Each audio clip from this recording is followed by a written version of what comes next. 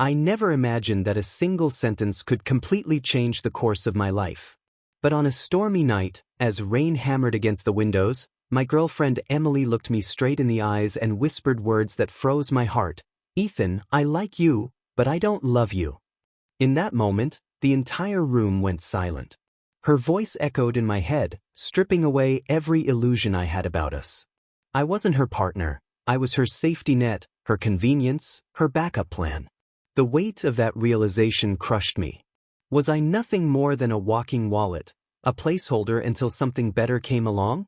And if love was truly dead between us, what reason did I have to keep sacrificing for her?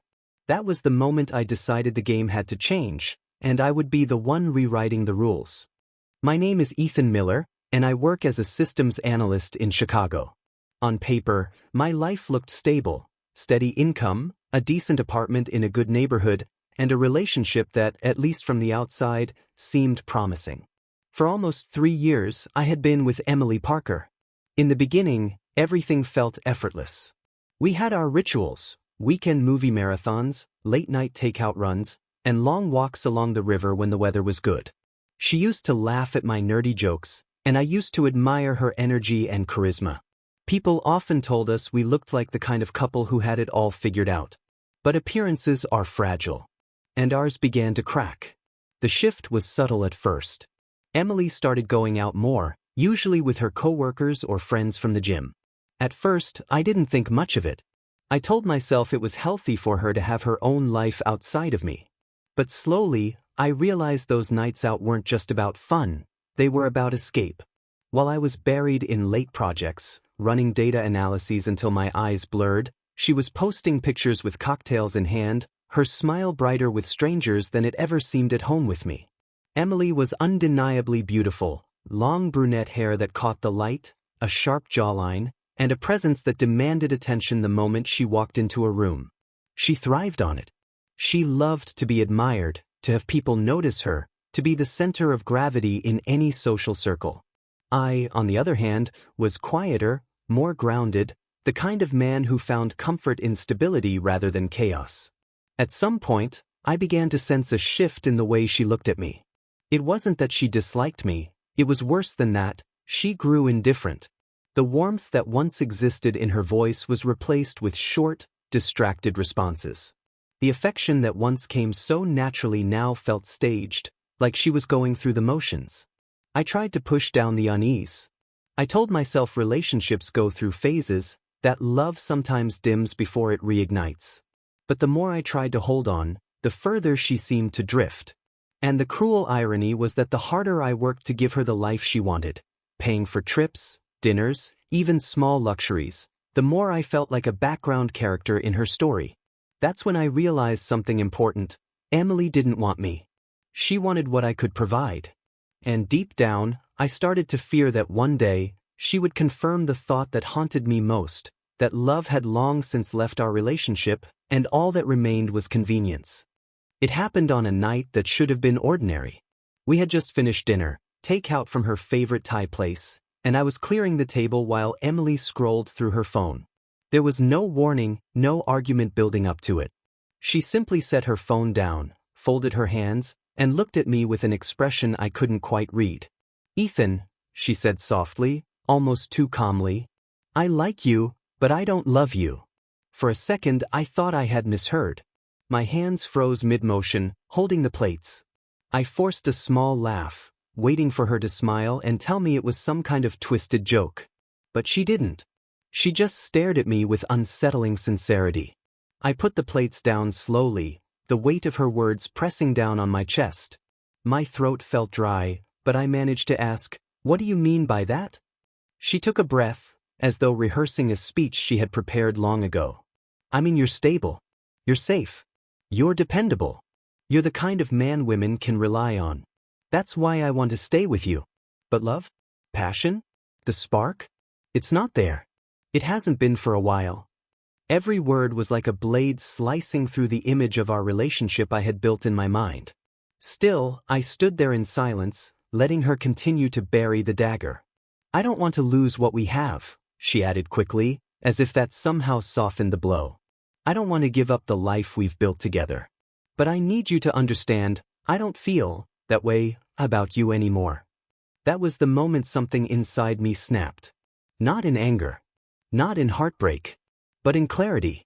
Most people might have shouted, begged, or stormed out. But me? I felt strangely calm, almost cold. I could see the logic behind her words, twisted as it was. To her, I was security. A safety net. A man who paid the bills, fixed the car, and provided comfort without asking for too much in return. She didn't want me, she wanted the lifestyle I created around her. And that was when the idea came to me. If she saw me as nothing more than a walking ATM, then I would strip away every benefit she thought she was entitled to. I wouldn't break up with her immediately. No, that would be too easy for her. Instead, I would let her live in the reality she had chosen. A relationship without love, without romance, without warmth. That night, I smiled faintly, masking the storm that brewed inside me. She mistook my silence for acceptance, maybe even relief. But deep down, I was already drawing the blueprint for what I called roommate mode. And Emily had no idea what was coming. I named my strategy roommate mode. If Emily wanted a relationship stripped of love, then I would give her exactly that, on my terms. The first change was small but symbolic. Every morning, I used to brew her favorite vanilla coffee before she woke up. It was my ritual, my way of saying I care. The next morning, I brewed only for myself. When she wandered into the kitchen, rubbing her eyes and looking at the empty coffee pot, she frowned. "No coffee today?" she asked. I shrugged. "Didn't know you wanted any." She laughed it off, but her smile faltered. The next shift came when her car broke down. Normally, I would drop everything, drive her to work, and handle the repairs. This time, I handed her the number of a tow service. She stared at me in disbelief. "Seriously? You're not even going to look at it?" I gave her a neutral look. "You said you like me, not love me. Roommates don't fix each other's cars." She didn't find that funny. Bills were next. The electric, internet, water, all neatly stacked on the counter with her share highlighted. For 3 years, she had grown accustomed to me quietly covering everything. When she saw the numbers, her eyes widened. "Ethan, you really expect me to pay half of this?" I smiled politely. "That's how roommates usually do it, right?" At the grocery store, I became meticulous. I bought only my meals, lean meats, vegetables, protein bars. The fridge began to look like 2 separate worlds, my shelves neatly stocked, hers growing emptier with each passing week. She tried to slip her favorite snacks into the cart once, but I placed them back on the shelf with a raised eyebrow. "That's not on my list." The changes piled up. I came home later and later, claiming I was busy with projects, though sometimes I just sat in my car enjoying the silence before walking in. Around her, I was polite but distant, the same way I might be with a casual acquaintance. At first, Emily pretended everything was fine. She smiled, laughed, told herself she could handle it. But I saw the cracks forming. The irritation when she had to call her own Uber. The annoyance when she realized dinner wasn't waiting on the table. The frustration of juggling bills she had never touched before. Then came the discovery that confirmed everything. One night, while she was showering, her phone lit up on the counter. I didn't mean to pry, but curiosity got the better of me. A string of messages from Ryan, her personal trainer at the gym. Flirty emojis, promises of seeing her soon, even a not-so-subtle remark about how she deserved someone more exciting. My blood should have boiled. But instead I chuckled. Ryan was her escape plan, the shiny distraction she thought would save her. She had no idea that I was already 10 steps ahead, and her little secret only made my plan that much sweeter. The climax came quietly, almost too quietly, in the form of an email reminder. Our lease was set to expire in 2 weeks. Emily, of course, assumed I would renew it. She had no reason to suspect otherwise. After all, I had always handled the paperwork, the rent transfers, the dull responsibilities she preferred to ignore. But instead of renewing, I signed a lease for a new apartment across town. A modest 1-bedroom, nothing fancy, but entirely mine. It represented freedom, control, a clean slate. I kept my secret close until the night I decided it was time to reveal the final act. Emily was sprawled on the couch, flipping through her phone, when I placed a small silver key on the coffee table. She glanced at it, confused.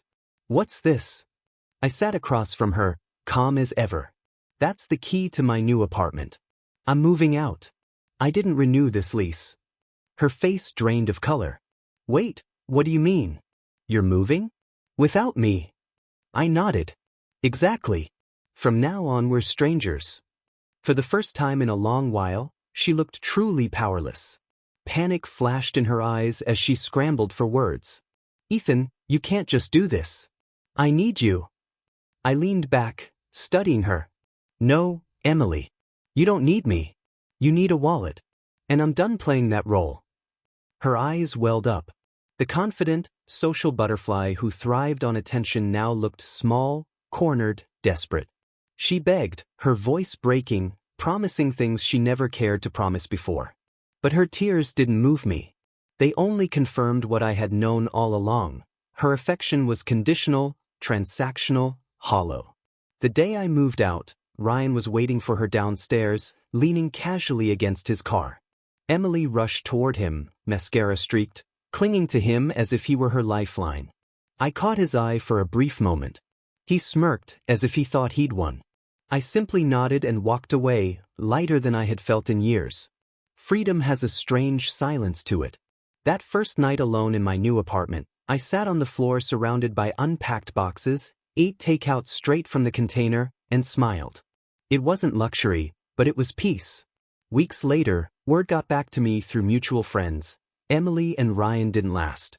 He wasn't interested in being anyone's provider, and she quickly discovered that passion without stability burns out fast. With no one to cushion her fall, she ended up crashing at a friend's place, struggling with bills, juggling jobs, and learning the hard way what life without benefits really meant. And me? I didn't feel anger. I didn't feel pity. What I felt was something far more satisfying: closure. She finally had to face the consequences of her choices, and I finally had my life back. Looking back now, I realize that everything Emily said to me that night, her cold confession about liking me but not loving me, wasn't just the end of our relationship. It was the beginning of my awakening. For so long, I thought love meant giving without limits.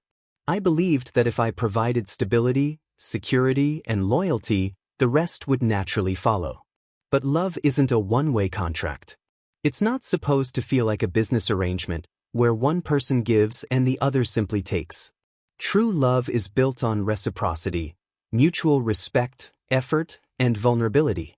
Without those, it's nothing more than convenience.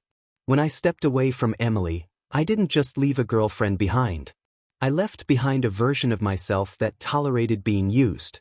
I stopped being the man who bent over backward to prove his worth to someone who had already decided he wasn't enough.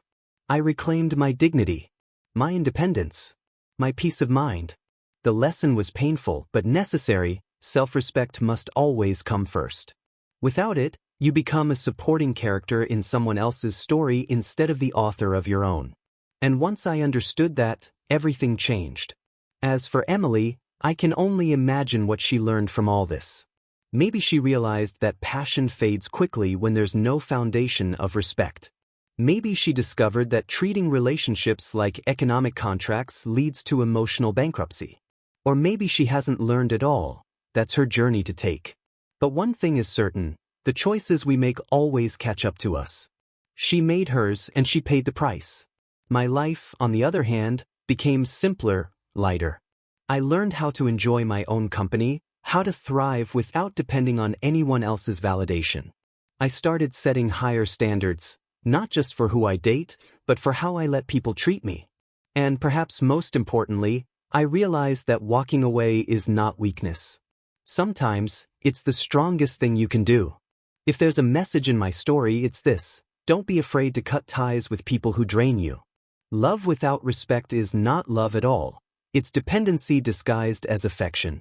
And the longer you stay, the more you lose yourself. So if you're ever faced with the same situation, remember my story. You don't have to explode in anger or seek revenge through chaos. Sometimes the coldest, most satisfying revenge is simply walking away, letting them face the emptiness they created while you move forward to something better. Because in the end, I didn't just lose Emily, I found myself.